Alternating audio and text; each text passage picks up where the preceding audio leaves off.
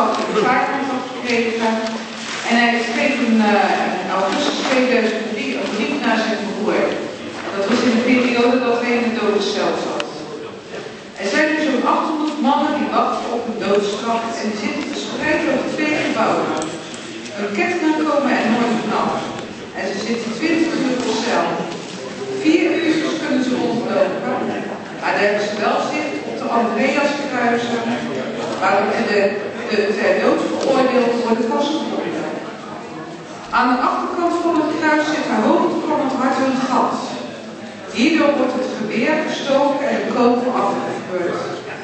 Ze worden dus in de lucht neergeschoten en er is geen laatste wens of laatste maaltijd. Ook de dag en het tijdstip is onbekend. Stel je een lange gang voor, waarin 20 man in cel voor de overkamer zit, zodat iedereen elkaar kan zien. Om 4 uur, na het wassen en rondlopen, is iedereen opgesloten. Vanaf dit tijdstip tot 9 uur gebeurt er het volgende.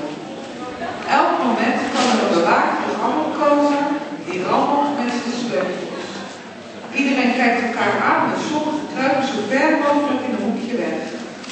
Er heerst een absolute stilte en het enige hoorbare zijn de voetstappen en de sleutels van een bewaker.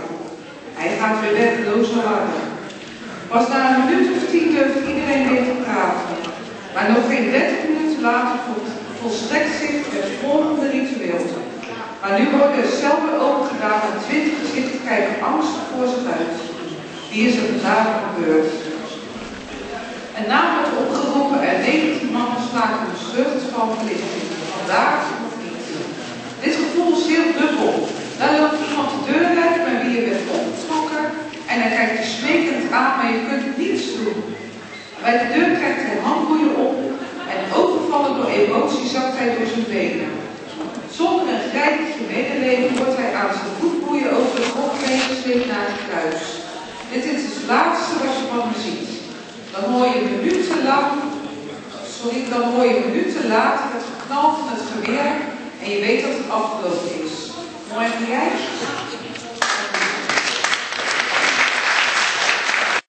Ik denk niks meer zeggen.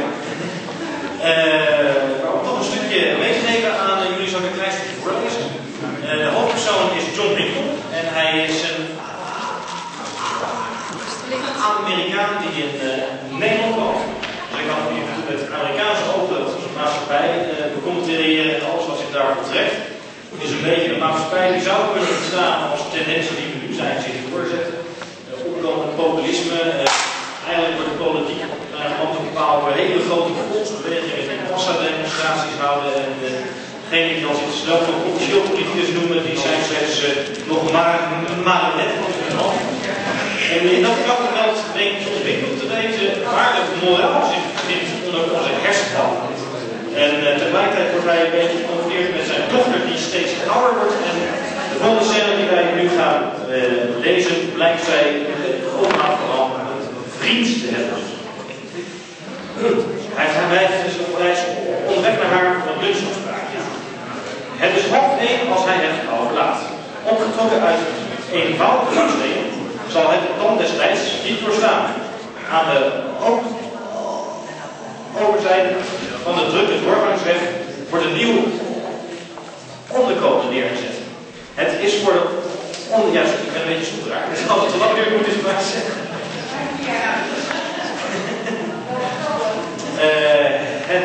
Het is voor de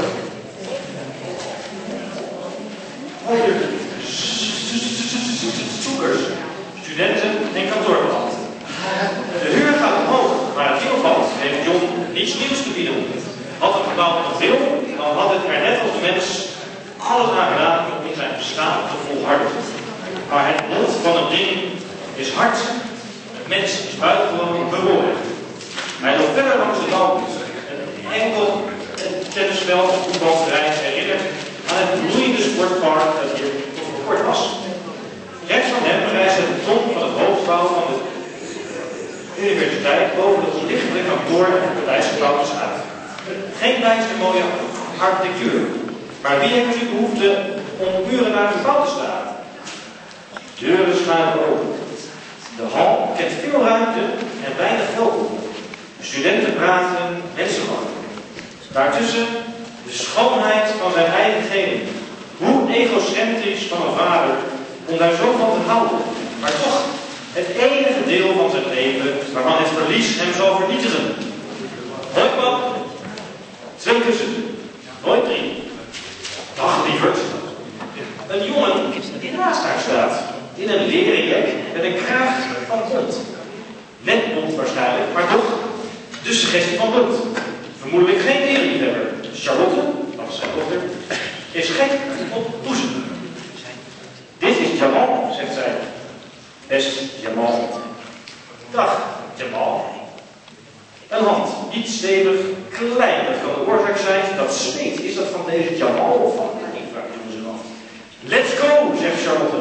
Wel ja, mijn native language, neemt John. Is daar een reden voor? Niet voor alles is altijd een reden. Soms is iets gewoon een gebeurtenis. Zomaar. Mijn dochter zegt gewoon let's go, omdat ze dat zegt. Dat is alles. Gewoon een hapje eten, meer niet. Op weg naar de mensa komen ze langs een raampartij met een uitzicht op het binnenterrein. Roosgebouwtjes zorgen ervoor dat de winkel open blijft tijdens de verbouwing. Zo zeggen in de Nederlandse stad. Weet John. Een echt handelsman. Een dubbeltje wordt nooit meer kwart. Voor een dubbeltje weer vrouw. Nee, John is niet onder de indruk van de Nederlandse uitdrukking. Niet erg bloemrijk, een beetje burgerlijk over het algemeen. Maar niet zo erg als de kinderliedjes.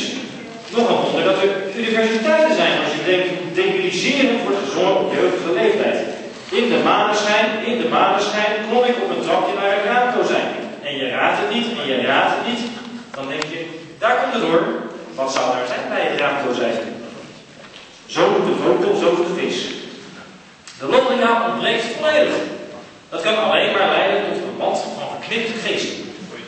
En van je 1, en van je 2, en van je dikke tante K.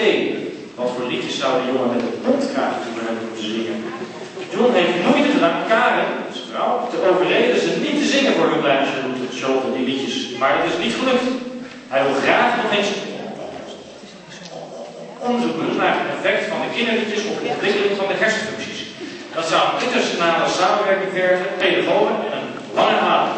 John Winkel is neurowetenschapper voor de luisteraars. Met Charlotte gaat het gelukkig goed. Maar een steekproef van Ed is 1 telkens. Als vader is hij uiteraard opgelucht. Ze lopen langs het gerecht. John probeert aan zijn eten te denken. Waar heeft hij zin in? Toch weer een kroket, een friet of een slaatje. Dat lukt hem slecht een beslissing te nemen. Hij denkt aan de jongen met de leren krone jas en de bontkraag. Friet. Hij doet zijn uiterste best, maar zijn gedachten zijn sterker dan hij zelf. Zelfs met zijn kennis van de hersenpan. Bontkraag, kroket. Wat is er eigenlijk mis in de kraag van netbont? Niets natuurlijk. Helemaal niets. Een kat is nog geen zeehond. Netbont is ook geen zeehond. Laat staan een kat. Friet en sla, dat wordt het.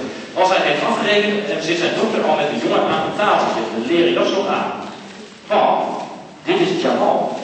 Dat weet ik, meisje. Dat had je al gezegd. Jamal is mijn vriend. Vriend. Mijn dochter heeft een vriend. Dat betekent deze jonge man zijn. Maar is het volkomen normaal. Er is niets vreemds aan de hand. Ook de dochter krijgt op een gegeven moment een vriend. Hij zou zich zorgen moeten maken als hij geen vriend zou krijgen. Evolutionair gezien zou hij het moeten aanmoedigen en blij zijn. Maar hij heeft niet het idee dat zijn voorste, nog zijn achterste circulaire cortex enige verhoogde activiteit vertoont. Zo kijk eens aan, zegt John. Hij steekt zijn vork in 2 frieten. Een beetje mayonaise erop, langzaam koud. Het smaakt niets smaakt niet. Het geeft niets, het ligt aan de frieten. Zijn lichaamskaarten houden hem voor de gek. Weglopen heeft geen zin. Confrontatie is de enige manier om te onderzoeken hoe men het nodige de maag kan ontvallen. Hij kijkt de jongen aan. De jongen is niet bleek. Hij zweet. Dit is een tijd van mededogen. Zo, Jamal. Aangenaam. Nou, zo gaat het blijven hoor. Nee.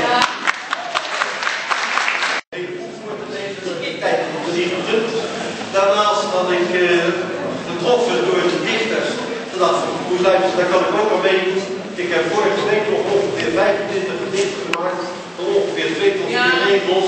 Maar die zijn allemaal in de prullenbak beland na de tijd van Sinterklaas. Goed, de voorstelling gaat over Gilles de La Tourette. Een aandoening die ik zelf heb. Die ik op de 5e kreeg. En waar ik pas na 45 jaar dat diagnose voor kreeg. Ik zal een hele korte inleiding geven over wat het is. Hij stukjes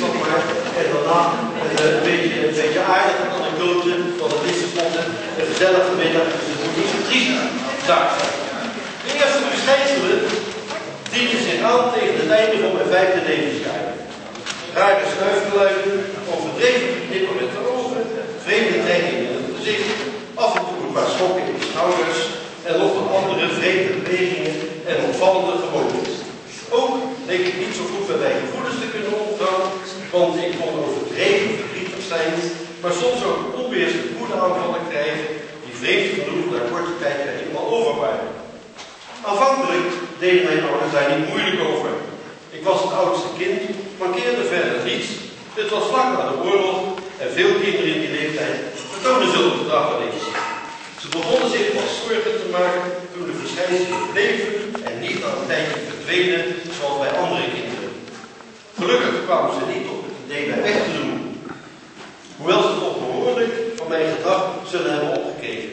Het werd tijd om er eens met de dokter over te praten.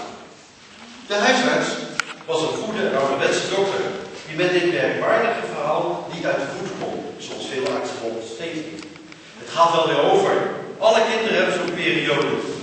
Maar als u zich erg ongerust maakt, stuur ik u wel door naar een specialist. Zo ging ik dus met mijn moeder naar een kinderneuroloog, maar die onderzoek leverde niets bijzonders op en wij gingen onverrichte zaken naar huis. Heel veel kinderen in de leeftijd van 6 of 7 hebben blijkbaar tics. Oké, uw zoontje heeft er wel veel. Het hoorde er een beetje bij en ze zouden er ook ooit vanzelf al overgaan. Het was vermoedelijk een kwestie van zwakke zenuwen en daar moest ik ook maar mee leren leven. En ondertussen een beetje uitkijken en voorzichtig zijn, want misschien kon het dan later nog eens een lelijk parten spelen. Nou, daar heb ik de 40, 45 jaar mee geleefd, tot ik bij Sonja in 1986 niks ontdekte dat ik Gilles had. En toen bij de dokter terecht kwam. En in 5 minuten had hij dat vastgesteld. Oké. Behalve die tics, die je een beetje allemaal kunt zien en horen, hebben wij meestal door allerlei gewoontes, heel licht autistische trekken, maar vooral de gewoontes, OCD heet dat, obsessief-compulsief gedrag. Dat betekent dat je een aantal dingen doet die volledig zinloos zijn. 5 keer het gas uitdraaien, terwijl je eigenlijk wel weet dat het dicht is, maar je moet het bewust een keer gedaan hebben. Nou, dat zijn van die rare dingen. Nou zal ik één leukertje, wat misschien gelijk de uitsmijter voor vanavond. Onze jongste zoon was ernstig ziek geweest, van een tijd niet op vakantie gekund. En op het einde van het jaar, deze tijd, de kersttijd, dachten we, weet je wat, we gaan een paar dagen met de Eurostar naar Londen, daar waren we nog nooit geweest. Goed, pas in december konden we het risico nemen om een paar dagen weg te gaan en kozen we voor een trip met de Eurostar naar Londen in de kersttijd. Zelfs daar liep ik tegen de Tourette aan. Ik heb een ritueel, een van de honderden, ik heb een ritueel dat vrij onschuldig is, maar dat we daar behoorlijk parten spelen. Ik kan namelijk geen deur voorbij lopen zonder er 2 keer op te moeten komen. Je zal er wel last van hebben. We logeerden in een groot hotel, vlakbij de regisseur, en onze kamer lag aan het einde van een hele lange gang. 'S'avonds laat liepen we nagenieten van de kerstverlichting in de stad naar onze kamer en zoals gewoonlijk. Ik deed dat automatisch en mijn echtgenote lette even min op, want ze is aan mijn rituelen al lang gewend. Totdat ons halverwege de gang opviel dat er achter ons een aantal deuren opgingen. Een aantal keren yes please werd gezegd en er ineens mensen in de gang liepen. Ik kon niet veel anders doen dan een excuus stamelen, want ik vond moeilijk voor al die mensen een lezing over Tourette te houden.